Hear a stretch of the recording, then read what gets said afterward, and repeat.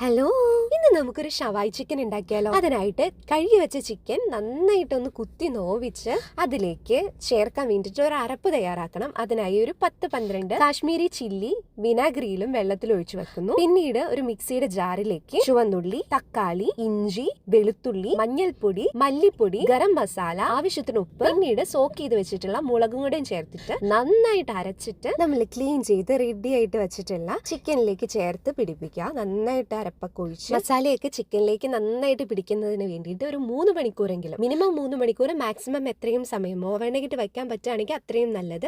അങ്ങനെ മസാലയൊക്കെ പിടിപ്പിച്ച് നമ്മൾ വെയിറ്റ് ചെയ്തതിന് ശേഷം ഒരു കുക്കറിലേക്ക് ചിക്കൻ തട്ടിക്കൊടുക്കുക. മീഡിയം ഫ്ലെയിമിൽ 2 വിസിൽ കേൾപ്പിക്കുക. പ്രഷർ കംപ്ലീറ്റ് റിലീസ് ആയതിനു ശേഷം ഓപ്പൺ ചെയ്തിട്ട് നമുക്ക് ഇതൊന്ന് ഫ്രൈ ചെയ്തെടുക്കണം. ഒരു ഗ്രില്ലിംഗ് എഫക്റ്റ് വരാൻ വേണ്ടിയിട്ടാണ് കേട്ടോ നമ്മൾ അങ്ങനെ ഫ്രൈ ചെയ്തെടുക്കണേ.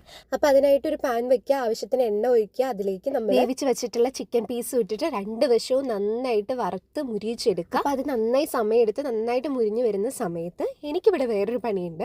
ഞാൻ കുറച്ച് കുബൂസ് ഉണ്ടാക്കാൻ വേണ്ടിയിട്ട് മാവ് കുഴച്ച് വെച്ചിട്ടുണ്ടായിരുന്നു. അപ്പൊ അതിന്റെ പണിയിലേക്ക് കടന്നു. ഒരിടയ്ക്ക് ഭയങ്കര ട്രെൻഡിങ് അല്ലായിരുന്നു ഈ ഷവായി ചിക്കൻ.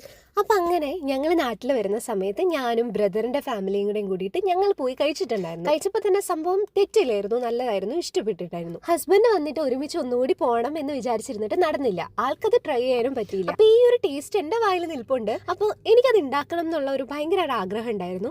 അങ്ങനെയാണ് രണ്ടും കൽപ്പിച്ച് കുറേ യൂട്യൂബ് വീഡിയോസ് ഒക്കെ റെഫർ ചെയ്തിട്ടാണ് ഞാൻ ഇത് ഉണ്ടാക്കിയത്. ഉണ്ടാക്കി വന്നു കഴിഞ്ഞപ്പോൾ സംഭവം അടിപൊളിയായിരുന്നു കേട്ടോ. റെസ്റ്റോറൻറ്റ്സിൽ അതേപോലെ എന്നൊന്നും പറയാൻ പറ്റില്ല, എന്നാലും അതിനോട് ഒരു 90% ടേസ്റ്റ് സിമിലർ ആയിരുന്നു. അങ്ങനെ കുബൂസ് മുഴുവനും ചുട്ടെടുത്തിട്ടുണ്ട്. കുബൂസ് ഉണ്ടാക്കുന്നതിന്റെ ഇടയിൽ തന്നെ ഞാൻ ചിക്കൻ തിരിച്ചും മറിച്ചിട്ട് നന്നായിട്ട് ഫ്രൈ ചെയ്ത് നല്ല സെറ്റ് ആക്കി എടുത്തിട്ടുണ്ട്. അങ്ങനെ നന്നായിട്ട് ഫ്രൈ ചെയ്ത് ഒരു ഗ്രില്ലിംഗ് ടേസ്റ്റ് ഒക്കെ നന്നായിട്ട് വന്നിട്ടുണ്ട് കേട്ടോ. ഇനി നമ്മൾ കുക്കറിൽ ബാക്കിയുള്ള മസാലയില്ലേ, അത് നമ്മൾ ആ എണ്ണയുള്ള പാത്രത്തിലേക്ക് വെച്ചിട്ട് ശരിക്കും ഒന്ന് വറ്റിച്ചെടുക്കണം. ഈ സമയത്ത് ചിക്കനിലെ വെള്ളമൊക്കെ ഇറങ്ങിയിട്ട് മസാല കുറച്ച് ലൂസായിട്ടായിരിക്കും കേട്ടോ ഇരിക്കുന്നുണ്ടാവും. ആ വെള്ളമൊക്കെ നന്നായി ഇളക്കി വഴറ്റിയെടുത്ത് വറ്റിച്ചെടുക്കണം കേട്ടോ. എന്നാലാണ് ഇതിന്റെ ഒരു നല്ല ടേസ്റ്റ് വരിക. നിങ്ങൾക്ക് ലാസ്റ്റ് എന്തോരം ഗ്രേവി വേണം എന്നതിനെ ഡിപ്പെൻഡ് ചെയ്തിട്ട് വേണം കേട്ടോ നിങ്ങൾ വറ്റിച്ചെടുക്കാൻ. ഒരുപാട് ഗ്രേവി വേണ്ട എങ്കിൽ നന്നായിട്ട് വറ്റിച്ചെടുക്കാം. ഇല്ലെങ്കിൽ നമുക്ക് ഈ സമയത്ത് നിർത്തി അതിനകത്തേക്ക് ചിക്കൻ ഇട്ട് കൊടുക്കാം.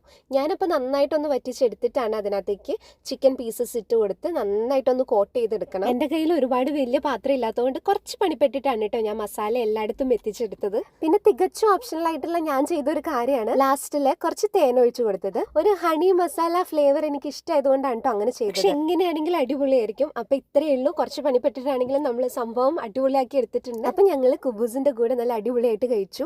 വീട്ടിലുള്ള കുറച്ച് ചേരുവകൾ മാത്രം മതിയല്ലോ. അപ്പൊ എല്ലാവരും ട്രൈ ചെയ്ത് നോക്കുക. അപ്പൊ ഇത്രയേ ഉള്ളൂ. Bye bye.